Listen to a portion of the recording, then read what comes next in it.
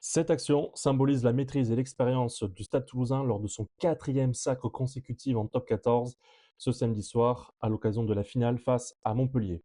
À la 31e minute de jeu, Montpellier domine la possession et l'emprise du territoire dans le camp du Stade Toulousain et malgré tout, ce sont les Rouges et Noirs qui mènent 10-6 grâce notamment à un premier essai de Beato Movaca. Les Toulousains vont ensuite avoir une deuxième munition dans le camp montpelliérain avec une prise du milieu du terrain et vous voyez cette combinaison se lance dans le jeu. Mathis Lebel qui arrive à l'aveugle dans le dos d'un Toulousain. Antoine Dupont propulsé en touche et un sauvetage en catastrophe de Donovan Taofifénois.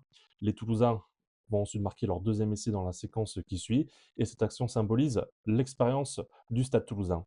Combinaison dont les Toulousains se sont inspirés de l'équipe d'Irlande lors de sa tournée en Afrique du Sud en 2024 et les Toulousains ont parfaitement réussi à réaliser eux-mêmes cette combinaison avec, vous allez voir, Emmanuel Meafou qui a réussi à monopoliser deux défenseurs montpelliérains, un Toulousain qui s'efface vers la droite, qui ouvre la porte à Mathis Lebel qui se propose dans l'intervalle. Et cette combinaison, elle est très symbolique. C'est une combinaison difficile à mettre en place et il faut beaucoup, beaucoup de tempérament, beaucoup de talent pour arriver à la mettre en place en match. C'est une finale de top 14 et c'est d'autant plus remarquable côté toulousain d'avoir réussi à réaliser parfaitement ce lancement de jeu décisif pour l'issue du match. Et l'expérience, c'est ce qui a manqué à Montpellier pour remporter cette finale et c'est ce que l'on va voir dans cette vidéo. On va d'abord s'intéresser à la tactique de Montpellier et les problèmes de coaching qu'on a pu voir dans cette finale. On va s'intéresser à l'efficacité du Stade Toulousain et les chiffres de la finale qui sont très parlants. Et enfin, on va énumérer quelques erreurs montpelliéraines. Et surtout, n'hésitez pas à vous abonner à la chaîne Rugbyfield, à laisser un commentaire, à laisser un pouce bleu. On a vu deux visages de Montpellier dans cette finale top 14. On a vu un premier visage en première mi-temps avec un jeu structuré, des soutiens très proches les uns des autres et beaucoup d'affrontements physiques. Les Montpelliérains, voilà, qui ont multiplié les plaquages à deux, qui voulaient absolument faire reculer les Toulousains à l'impact. Et à l'attaque, côté Montpellier, on a multiplié les séquences de jeu. Mais voilà, j'ai trouvé quand même une charnière montpelliéraine peut-être beaucoup plus timorée que lors de la demi-finale face au Stade français à Marseille.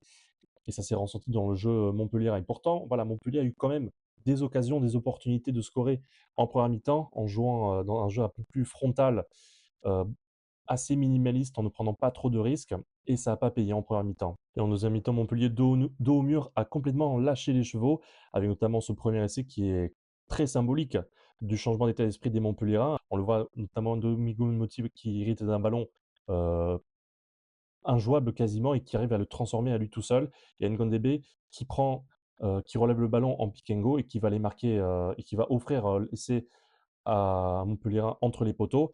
Et on voit un jeu côté Montpellier pas du tout structuré, un jeu déstructuré. Et c'est à partir de là que les Montpellier ont réussi à revenir au score, contrairement à la première mi-temps où ils étaient un état d'esprit beaucoup plus méthodique, beaucoup plus maîtrisé. Et voilà, c'est dommage côté Montpellier peut-être de ne pas avoir voulu envoyer du jeu dès la première mi-temps. En ce qui concerne le coaching de Montpellier, justement, voilà, certes, Ali Price n'a pas été bon, il aurait dû être sorti, mais autant l'entrée de Léo Colli, justement, a été très intéressante, mais malheureusement, voilà, il est rentré en position de numéro 10 à la place de Domingo Miotti, qui lui semblait reprendre du poil de la bête en deuxième mi-temps, alors qu'Ali Price, lui, n'a pas élevé son niveau de jeu en deuxième mi-temps. C'est peut-être ce qui a manqué à Montpellier, un Léo Colli à la mêlée qui porte un peu plus le ballon, qui prend un peu plus d'initiative, qui sort un peu plus du cadre pour faire la différence, comme ça avait marché côté Montpellier en début de deuxième mi-temps, et un Domingo Miotti qui était beaucoup plus intéressant en balle aux mains au fur et à mesure du début du second acte, contrairement à Ali Price qui, lui, a été très décevant, je trouve, par rapport à sa demi-finale face au Stade français. Et là où Montpellier peut se mordre les doigts, c'est dans les chiffres qui sont éloquents, des chiffres qui sont éloquents, pas tous, mais quelques-uns, notamment au niveau de la conquête. Montpellier qui a énormément embêté le Stade toulousain en contre, en touche. Toulouse qui n'a pas eu autant d'efficacité dans ce secteur de jeu. Seulement 70% de touches réussies sur 9 lancés. Donc ça fait à peu près quoi, 2 lancés toulousains récupérés par les Montpelliérains. Et en mêlée, voilà, Montpellier aussi qui a récupéré des pénalités dans ce secteur de jeu. Et physiquement, on a vu des Montpelliérains qui avançaient balle en main, contrairement au Racing qui était catastrophique à ce niveau-là. Montpellier qui a réussi à avancer de 423 mètres après contact avec le ballon, 6 franchissements. Et en défense, 87% de plaquage réussi, 89 côté toulousain. C'est à peu près équivalent. Donc voilà, au niveau de l'engagement physique, Montpellier a rivalisé avec le Stade Toulousain, mais là où Toulouse a été beaucoup plus fort, et c'est là que ça s'est joué clairement, c'est l'efficacité. Pour 6 entrées toulousaines dans les 22 mètres montpelliérains, Toulouse a scoré en moyenne un peu plus de 3 points, et côté montpelliérain, 14 entrées pour seulement 1 point marqué, 1,2 points marqués sur l'ensemble du match. Donc voilà, comme je le disais, on reboucle un petit peu avec le début de la vidéo. Toulouse qui met en place une combinaison innovante pile en finale, difficile à mettre en place. Mais voilà, une combinaison forcément efficace, difficile à défendre et anticiper.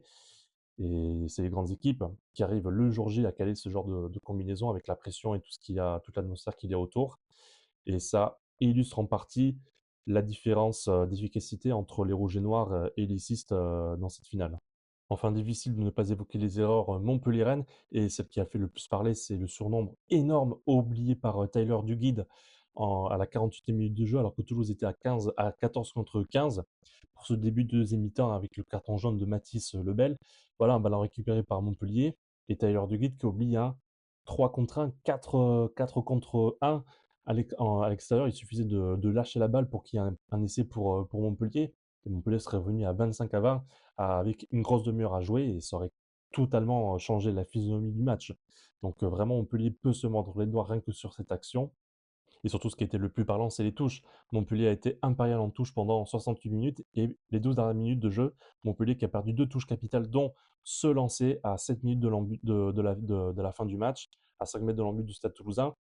C'est voilà, une touche capitale, et c'est pile au moment où il faut absolument maîtriser la touche que Montpellier a lâché le ballon. Et enfin, la dernière action symptomatique, voilà, un ballon lâché assez bêtement par Lenny Nouchi, c'est un peu à l'aveugle, à la va-vite. C'est du pain béni pour Toulouse qui en demandait pas tant. Donc voilà, manque de sang-froid côté Montpellierin, à la différence de Toulouse qui a été beaucoup plus froid, beaucoup plus réaliste, hein. Donc c'est un petit peu ce que j'avais évoqué en préambule de la finale, que l'expérience allait forcément être prédominante, très importante pour l'issue de la rencontre. Et voilà, Montpellier qui a manqué de sang-froid dans ce match. Et en ce qui concerne la deuxième partie de la vidéo, où il y a beaucoup de débats, notamment vous avez vu sur les réseaux sociaux, voilà, l'arbitrage de Monsieur Ramos avec des décisions qui allaient souvent en faveur du Stade Toulousain. On va en parler dans une prochaine vidéo. D'ici là, les amis, n'hésitez pas à vous abonner à la chaîne.